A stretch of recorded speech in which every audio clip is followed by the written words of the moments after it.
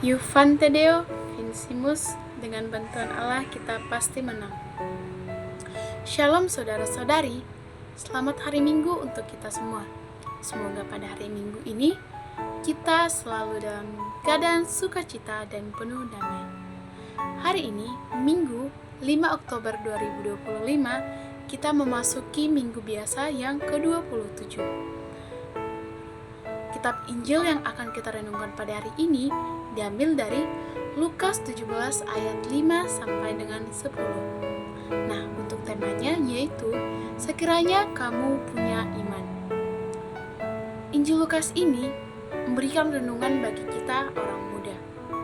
Sebenarnya, Injil ini membahas dua hal yang sering bikin kita bimbang, seperti punya iman yang cukup dan melayani tanpa lelah mengharapkan balasan.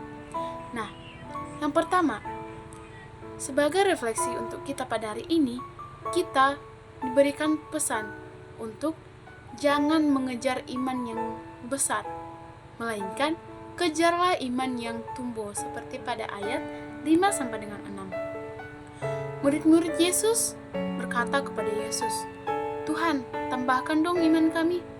Mereka merasa iman mereka kurang, apalagi kalau disuruh mengampuni orang berkali-kali.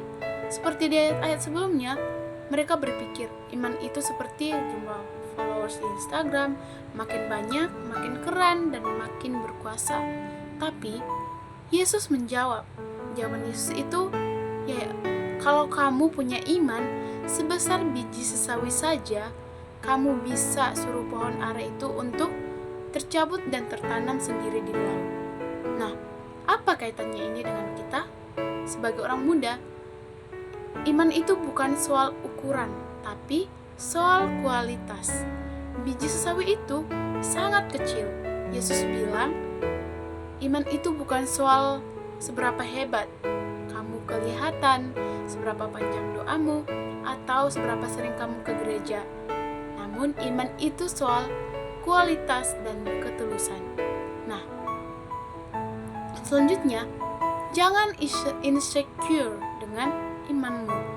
Mungkin kamu merasa imanmu segitu-gitu saja ya, atau apalagi saat menghadapi tantangan kuliah, pertemanan yang toksik, godaan media sosial, miras, dan pergaulan bebas. Di sini Yesus berpesan, jangan fokus pada kekurangan imanmu, tetapi fokuslah pada Tuhan yang diimani. Bahkan sedikit saja iman yang tulus dan hidup itu punya daya ubah yang sangat besar. Nah, selain itu, iman itu merupakan action atau aksi.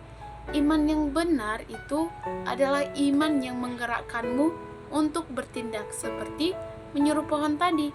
Artinya, iman yang kecil pun harus diwujudkan dalam tindakan nyata. Berani memaafkan, berani bilang tidak pada hal-hal dan kebiasaan buruk, dan berani memulai kebaikan kecil. Nah, di sini refleksi yang kedua adalah kita harus melayani tanpa mengharapkan apresiasi, seperti pada ayat 7 sampai dengan 10. Setelah berbicara soal iman, Yesus kasih perumpamaan tentang seorang hamba. Bayangin, seorang hamba sudah lelah bekerja di ladang seharian. Begitu sampai di rumah, tuannya nggak bilang, "Wah, kamu hebat, istirahat dong, silahkan istirahat." Gitu. Justru tuannya bilang, "Sana siapkan makan malamku dulu, lalu kamu bisa makan." Gitu. Dan setelah semuanya selesai, si tuan tidak perlu berterima kasih. Kenapa? Karena hambanya itu hanya melakukan tugasnya. Nah, apa kaitannya dengan kita? Kaitannya itu adalah yang pertama, mentalitas worthless, yaitu hamba yang tidak berguna. Di mata Allah, semua pelayanan dan kebaikan kita lakukan, sehebat apapun itu, adalah kewajiban dasar kita sebagai pengikutnya. Yang kedua itu, melayani tanpa like atau applause. Ini sangat relevan dalam media sosial sekarang. Seringkali kita berbuat baik, kita diam-diam berharap orang lain memuji, melihat, atau minimal kasih like. Nah, Yesus mengajarkan tujuan pelayanan adalah ketaatan, bukan melakukan apresiasi. Jadi, intinya dalam kehidupan, jalani imanmu dengan tulus, sekecil apapun itu, dan lakukan kebaikan dengan rendah hati. Jangan hitung pahala atau balasan, karena melakukan kebaikan adalah default setting kita sebagai hamba Kristus. Artinya, melakukan kebaikan itu merupakan pekerjaan yang seharusnya kita lakukan untuk Tuhan. Sekian renungan untuk kita pada hari ini. Semoga hari-harinya selalu ditemani dengan sukacita dan Roh Kudus. Iuvante Deo Vincimus, dengan bantuan Allah kita pasti menang.